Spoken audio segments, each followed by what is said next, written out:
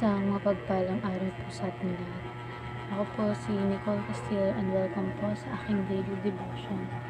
So, ang topic po natin ngayon is philosophical theology. So, pag sinabing philosophical theology, it is the study of God and His attributes using the tools of human reason, logic, and observation of the universe. It asks deep questions like the nature of time, existence, morality, and causality, and seeks to show how to lead to a rational belief in God. While season is a gift from God, it is limited and must submit to Scripture. Philosophical theology can support faith, but it cannot replace divine revelation. It helps us see that faith is not blind and that the God of the Bible is both rational, credible, and gloriously transcendent. So, ayon po sa Romans chapter 1 verse 19 to 20, since what may be known about God is plain to them, because God has made it plain to them.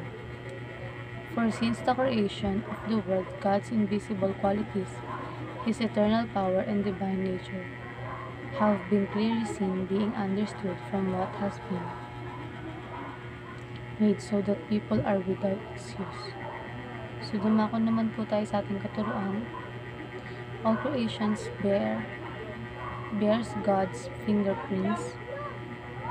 So, lahat ng nilikha ay may bakas ng Diyos. Kapag tinignan mo ang kalikasan, mga bundok, dagat, halaman, pati ang mga tao, makikita mo ang galing, talino at minamahal ng Diyos. Next is, creation gives us a glimpse of who God is. So,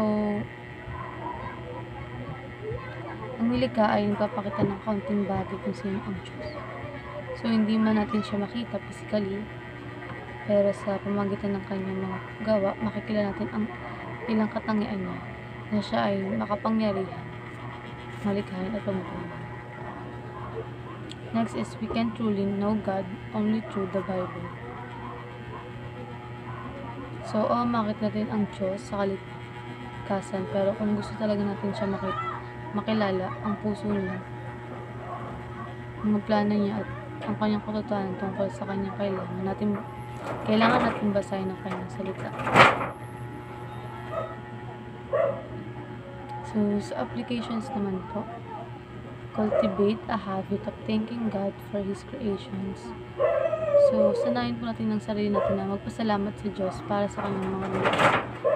So, kapag nakita mong magandang tanawin, sunrise, o isang simpleng bulaklak, say, "Thank you, Lord," maging habit ang appreciation. Next is, stay mindful of God and live a life of worship. So, laging alalahanin ang Diyos at mamuhay ng may pagsamba sa Kanya. So, hindi lang tuwing Sunday tayo mag-workshop, dapat araw-araw natin sinasabuhay ang pagsamba sa trabaho, eskwela, o kahit sa bahay. And last is, read the Bible with the intent to know God. So, basahin ng Biblia, hindi dahil requirements, kundi dahil gusto mong makilala ang Diyos. So, ayun lang po. Maraming salamat.